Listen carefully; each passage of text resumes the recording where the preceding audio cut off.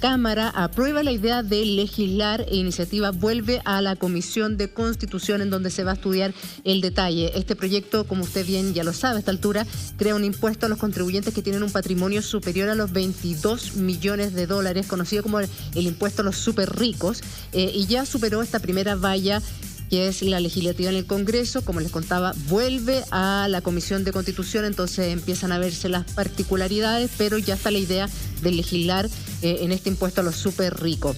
La verdad es que, como les decía, fue una jornada maratónica. La sala de la Cámara aprobó la idea y lo complejo para el gobierno es que 25 legisladores de Chile Vamos votaron a favor de la idea de legislar, de analizar en general este proyecto. Finalmente fueron necesitaban 3/5 de los diputados, por el número requerido era de 92 votos. Finalmente la moción tuvo, Marco, 105 sufragios a favor, 18 en contra y 26 abstinencias.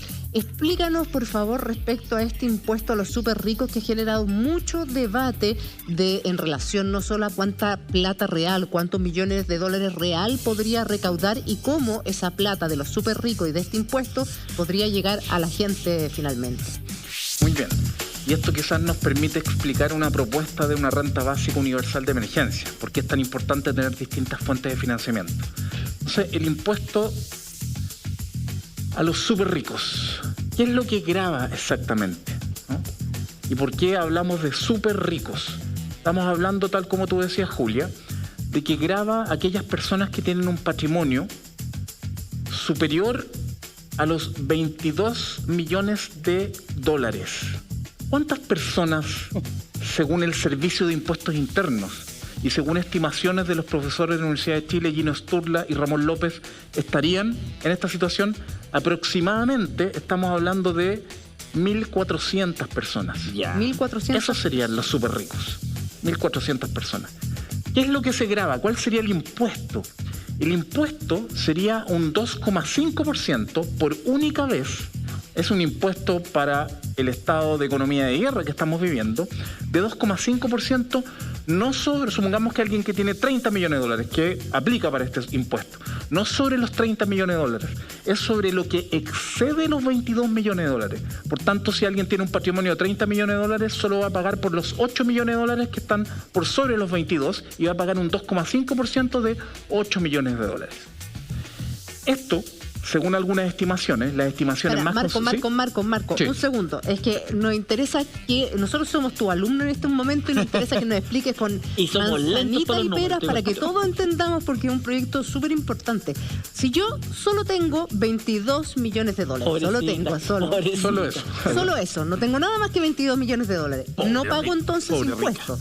Exacto, porque tienes que estar sobre ese valor para comenzar a pagar impuestos. El tope son los 22 millones de dólares. Si yo tengo 22,5, ahí sí tengo que pagar impuestos en relación a ese de 0,5. Exactamente, eso es. Y esas 1.400 personas son personas que en Chile tienen más de 22 millones de dólares entonces. Exactamente, y muchas de ellas tienen 10, 20, 30 veces más. Ya. Y perdón, Marco, y ya que nos fuimos de ronda de preguntas, esa cantidad de plata, ¿tienen que tenerla en el banco o tienen que tenerla en un yate, en un fondo? Que se contabilice debajo en una joya, no sé. Debajo del colchón. Debajo del colchón, en cosas que uno supone que los súper ricos tienen, no sé. Claro, ¿no? El patrimonio en general principalmente se encuentra en patrimonio financiero. Puede estar desde acciones que tengan estos súper ricos en empresas, en fondos mutuos.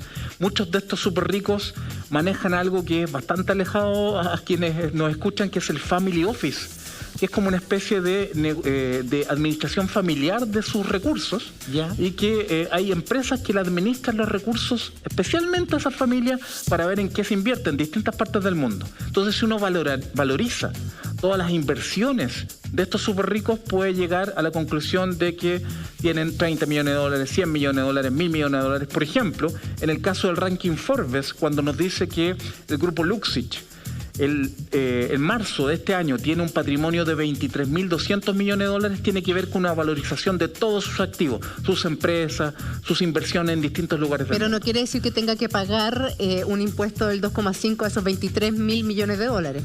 lo que tendría que pagar es justamente un impuesto de 2,5% sobre lo que excede 22 millones de dólares. Por tanto, va a ser la mayoría, ¿no? En ese caso, 23.200 millones de dólares, casi todo. Claro. ¿Sabes lo que pasa? Me gustaría que mucha gente en su casa no entiende cuando habla de millones de dólares y no entiende la cifra.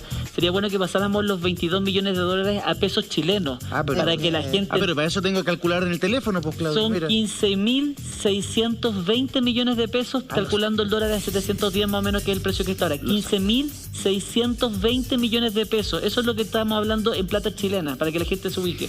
Esos son 22 millones de dólares. Esos son 22 millones de dólares. Perfecto. 15.000 millones de pesos. Todos los que tengan menos de 15 o justo 15.000 millones no pagan absolutamente nada. Y de ahí para arriba tú pagas, según la cantidad de millones que tengas, el 2,5 en impuestos. Exactamente, eso es, tal cual. Es un impuesto marginal, es sobre este umbral, se paga. Pero una cosa, es contra el patrimonio, y ahí yo me enredo. Es contra los bienes raíces, los autos, las inversiones, contra todo en conjunto, incluso con lo que se tiene afuera o solo con lo que está acá en Chile. Ahí hay que ver el proyecto de ley en específico y las indicaciones que se han ido incorporando, pero en general cuando hablamos de patrimonio tiene que ver con todos los bienes, tanto reales como financieros de un súper rico. Y en general, cuando hablamos de los bienes de un súper rico, estamos hablando de que la mayoría tiene que ver con el patrimonio financiero. Y Marco, cuando hablan de patrimonio financiero también me podrían meter no solamente el activo, sino que también el pasivo. Aquí voy con esto, que un súper rico te puede inventar una deuda de 30 millones de dólares por pagar y por lo tanto te puede bajar todo el activo financiero.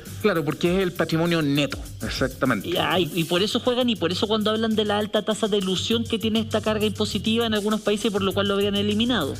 Claro, pero ahí hay que hacer dos puntos muy importantes, porque en general quienes se oponen a este impuesto a los súper ricos, bueno, se oponen porque se han opuesto a cualquier modificación en Chile en las últimas décadas, pero se oponen por algunas razones que tienen que ver con potencialmente la baja recaudación. Y aquí hay dos cosas que decir. Según algunas estimaciones, si es que hubiese un 30% de evasión de este impuesto a los súper ricos, de todas maneras la recaudación potencial con 30% de evasión, la recaudación potencial por una sola vez de este impuesto sería en torno a los 3.000 millones de dólares. A los 3.000 millones 3.000 millones de dólares. Ahí yo tengo una pregunta, Marco. ¿Cómo nos aseguramos que esos 3.000 millones de dólares que se podrían recaudar con este impuesto a los súper ricos lleguen efectivamente a las personas que más lo necesitan? Porque para eso está creándose este impuesto único. O sea, que en esta oportunidad, solo por esta vez, me gustaría saber tu respuesta, pero a la vuelta de esta pausa comercial. Rico que trajeron a Marco Kremerman, los comentarios en las redes sociales. Qué bueno que es Marco, qué claro que es Marco Kremerman. Te la explica clarito, me decía Rosita, que estaba escribiendo a través del Twitter. Gracias, Rosa. Gracias a toda la gente que nos está viendo y que le gusta. Oye, tenemos un detallito respecto al temblor de hace un rato. 3.9 en Colina. 3.9, con razón, no lo sentimos. Yo si mi sismógrafo personal funciona de 4.5, 5 para arriba, si no... No eres chileno. Fue cerquita de Colina, eso sí, cerquita ahí del sector norte de la región metropolitana. Debe ser las declaraciones del alcalde de la comuna, seguramente, que está moviendo la tierra. ¿Por qué? Es que tienen que haber visto tele en la mañana, pero la gente que lo vio al alcalde de Colina sabe de lo que estoy hablando. ¿Por la ría? Sí, se mandó unas declaraciones más o menos. ¿Qué me decís? Ya. Tranquilo. Mira, volvamos con Marco mejor, por favor. Sí, porque se no vale ni a pena comentarlo. Pero ahora... Mira, Marco nos estaba explicando con perita y con manzana este impuesto a los súper ricos que podría beneficiar a la clase media y clase baja. Es un proyecto que finalmente 25 legisladores de Chile Vamos votaron a favor. En general, este proyecto que ahora vuelve a tramitación a la Comisión de Constitución por a ver básicamente ya los puntos, los detalles de cómo va a ser precisamente este proyecto. O sea, se empieza a debatir en particular. Hagamos un resumen ejecutivo. A ver cuánto hemos aprendido de Marco Kremerman, que va a estar en breves instantes. Si tú tienes 22 millones de dólares de patrimonio hacia arriba, pagas el 2,5 de lo que tengas hacia arriba. Claro, o sea, si tú tienes 22 millones de dólares, solamente 22 millones de dólares. Jodido, claro, lo que decía Marco, que es alrededor de 1.400 personas en nuestro país, no tienes que pagar impuestos, pero del 22 millones de dólares empiezas a pagar impuestos hacia arriba el 2,5 de lo que sobrepasa de lo esos que 22 sobrepasa millones de dólares. Y ahí además le preguntábamos a Marco cómo era, si era solamente como la plata que tienen en el banco. No, entran las acciones, entran los elementos bursátiles, todo el patrimonio. ¿Cómo se calculará, por ejemplo, los valores de las propiedades, de las casas? Claro, porque el avalúo fiscal es bien distinto al precio comercial. Exactamente. ¿Cómo se hace ahí, Marco, por ejemplo, en las propiedades. Una cosa es el avalúo fiscal y otra cosa es el avalúo comercial, lo que cuesta realmente esa propiedad. ¿Cómo se distinguen esas cosas, por ejemplo? Exacto. Bueno, ahí hay una serie de detalles administrativos, pero sin duda el avalúo comercial ahí prima por sobre el avalúo fiscal, ¿no? Y pongamos un ejemplo en el caso de lo que pudiese recaudarse, ¿no? En el caso del propio presidente, ¿no? El propio presidente Piñera, según el ranking Forbes, de acuerdo a todos sus bienes, su fortuna está en torno a los 2.900 millones de dólares. Por tanto, todo lo que esté por sobre los 22 millones de dólares, le restamos 22 millones de dólares a sus 2.900 millones de dólares, le aplicamos un 2,5% y la recaudación serían aproximadamente 72 millones de dólares. Mira. O sea, lo que aportaría, según Forbes, según la medición de Forbes de su patrimonio, que tendría que chequearse con Servicio de Impuesto Interno, ese sería el aporte. Ahora, Servicio de Impuesto Interno dice, este impuesto es difícil de chequear, ver todos los activos, valorizarlos adecuadamente. La pregunta que ustedes hicieron actualmente, qué pasa con los bienes raíces, qué pasa con otros instrumentos financieros, etcétera. Pero que no existan todas las herramientas para poder valorizar exactamente no significa que no deba hacerse. De hecho, sería un tremendo avance, porque vamos a poder conocer exactamente cuáles son estos patrimonios y cuál es su diversificación. Eso va a permitir tener un mejor sistema tributario futuro. Otro grupo, el grupo Luxit, que es el grupo más importante de Chile, que tiene un patrimonio, según Forbes, de 23.200 millones de dólares. Si se aplica un 2,5% sobre los 22 millones de dólares, que es casi todo el patrimonio del grupo Luxit, la recaudación serían casi 580 millones de dólares.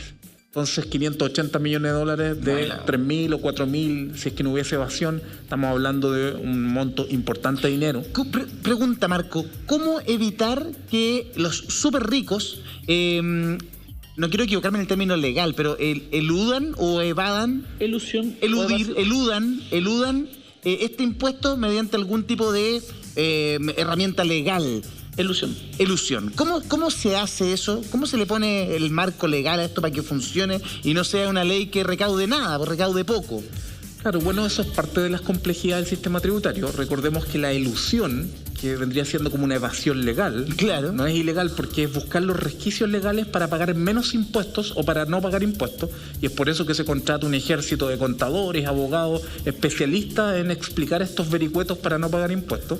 En general, cuando uno revisa, según datos académicos actuales para el sistema chileno, los porcentajes de elusión y de evasión también, en el caso del IVA, impuesto a la renta, son bastante altos. Entonces se necesita un servicio de impuesto interno, sobre todo en la unidad de grandes contribuyentes, que efectivamente esté dispuesto a tratar a todos por igual y no tener guante blanco con los grandes contribuyentes.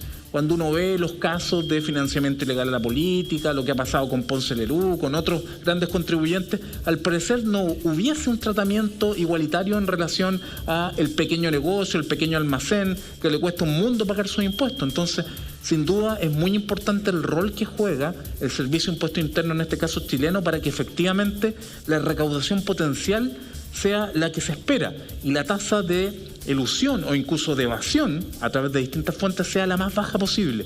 Pero es algo administrativamente que no es sencillo y es importante ponerlo sobre la mesa. Claudio. Oye, Marco, respecto a otra de las críticas que se le hacía a este sistema impositivo que se está discutiendo, es el hecho de que se podría generar una suerte como desincentivo a que los súper ricos se mantengan su patrimonio en nuestro país.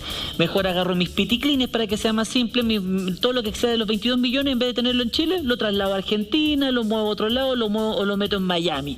Me llevo todos mis bienes a otro lado, cosa de no tenerlo en Chile para que no me apliquen esta tasa impositiva. ¿Qué tan real es eso de cierto, esa crítica que se hace al sistema? Bueno, en general siempre esos son argumentos ex ante, casi se utilizan a veces como amenaza, y no solo con el impuesto a los superricos, sino con cualquier aumento impositivo que involucre a las empresas o a las grandes fortunas. Por eso es tan importante la discusión que se está dando a nivel mundial. Si usted revisa la prensa las últimas 2 semanas, esto no solo se está proponiendo en Chile, ¿no? Se está hablando hasta el propio Fondo Monetario Internacional, que es un organismo, ¿no?, conservador en general. La ONU en Estados Unidos está discutiendo aquello, en Nueva Zelanda, en distintas partes del mundo. ¿Para qué? Para que no exista esta especie de dumping impositivo. Claro. Que efectivamente en algunos territorios no hayan impuestos, los pagos sean tan bajos que existan incentivos para llevarme este dinero a otro lugar. Pero también aquí uno tiene que recurrir a otros elementos, ¿no? Es extraño que si los súper ricos se han favorecido con este modelo de acumulación y se han hecho súper ricos no por magia, sino por el trabajo de muchas personas que son contratadas en estas empresas y por las características de las instituciones que existen en Chile, uno no esperaría que al primer impuesto para que ayude, para que esta crisis los hogares la puedan pasar, se lleven sus dinero a otros lugares. Entonces uno apelaría también a que exista un entendimiento de lo que se está viviendo en Chile y que una tasa por única vez, sin duda yo creo que esta es una discusión que llegó para quedarse y tenemos que pensar en impuestos más permanentes, pero en este caso puntual, una tasa por única vez de 2,5% de lo que está por sobre 22 millones de dólares es un impuesto bastante acotado para la magnitud de las riquezas que estamos hablando.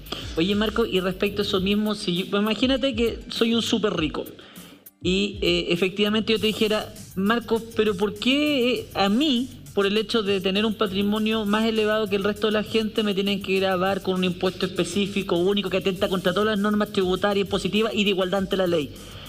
¿Por qué en definitiva? Porque imagínate que un súper rico con 20 millones de dólares no le va a llegar nada. Y 20 millones de dólares es un tremendo patrimonio, son 14.000 millones de pesos.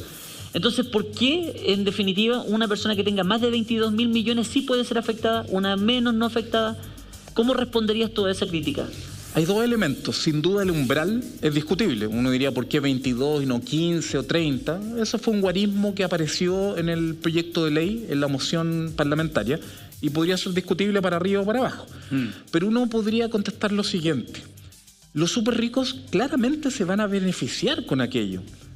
La economía, en la medida que podamos financiar ingresos para que los hogares puedan mantener una cuarentena, se va a recuperar mucho más rápido. Y estas propias empresas van a poder reactivarse más rápido y van a ser más ricos de lo que son en algún tiempo. Por tanto, aquí es una inversión también para ellos. Es una inversión para que la economía se reactive más rápido, es una inversión en cierta cohesión social, porque no nos olvidemos que estamos en medio de una crisis política. Y otro elemento importante, esto no es una alteración a un sistema tributario justo. Recordemos que nuestro sistema tributario tiene dos características. Recauda muy poco hace mucho tiempo. Recordemos palabras del expresidente Lagos, llevamos casi 20 años pegados recaudando 20% del PIB y deberíamos estar recaudando 30% del PIB. Y recauda mal, porque la principal forma de recaudar el sistema tributario chileno es a través de impuestos indirectos como el IVA, que gravan los bienes y servicios. Claro. Aquellos hogares que no tienen capacidad de ahorro, sectores medios, sectores más pobres, pagan 19% de impuestos como tasa general. En cambio, los hogares que ahorran, su tasa efectiva es mucho más baja que el 19%. Por tanto, estos grupos, finalmente, en términos proporcionales, pagan menos impuestos en Chile que los sectores medios y más pobres. Sí. Ahora, Marco, una consulta, porque, independiente de lo que se recaude, hay voces que hablan de 6.000 millones de dólares, tú nos decías 3.000, hay otras voces menos optimistas que hablan de incluso 1.000 millones de dólares. Finalmente, independiente de la cifra que se recaude con este impuesto a los súper ricos, ¿cómo se asegura que esa plata llegue a quienes más lo necesitan hoy? A ver, eso en Chile no puede existir la recaudación de un impuesto con un fin específico. Uno no puede decir yo recaudo este impuesto y esto va a un bono específico, pero uno entendería que si hay una política pública y se piensa que vamos a diseñar, por ejemplo, una renta básica universal de emergencia en un monto suficiente, y uno busca distintas fuentes de financiamientos porque los recursos están disponibles para aquello. ¿No? Exactamente no podemos determinar exactamente lo que recaudé por súper ricos se fue a tantos bonos, no es así la transmisión, pero significa que vamos a tener más recursos, por ejemplo, para implementar medidas como la que estamos conversando. Sí, y también de pronto aparece como un argumento en contra de esta propuesta el hecho de que a veces en Chile se instalan ideas de cosas únicas. O sea, impuestos únicos. Oye, por única vez, porque estamos en emergencia, porque está la escoba. Eso nos dijeron en el 85 con el impuesto a la benzina. Oye, terremoto del 85, hay que reconstruir las carreteras, pongamos un impuesto específico a los combustibles. Hasta el día de hoy, porque esa teta se queda leche.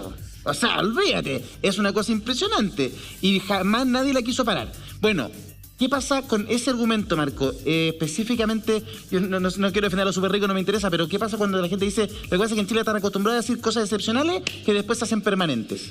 Bueno, eso efectivamente ha pasado, eso no se puede desconocer. Cuando han habido aumentos supuestamente transitorios en el IVA, después se han quedado para siempre. Claro. Entonces, efectivamente, puede ocurrir, hay una probabilidad de que este impuesto transitorio se pueda convertir en un impuesto permanente. Ahora, legalmente uno puede legislar para que sea un impuesto transitorio, ¿no? Eso no significa que, porque legislé a favor, significa que quedó permanente, ¿no? Tiene que haber otra ley que lo haga permanente, pero efectivamente hay una probabilidad de que eso ocurra. A mí me parece que eso abre una discusión sana sobre el sistema tributario justo que deberíamos tener, no para 5 años más, sino para el cortísimo plazo. Porque aquí estamos en medio de una crisis política severa en Chile, ¿no? A pesar de la pandemia.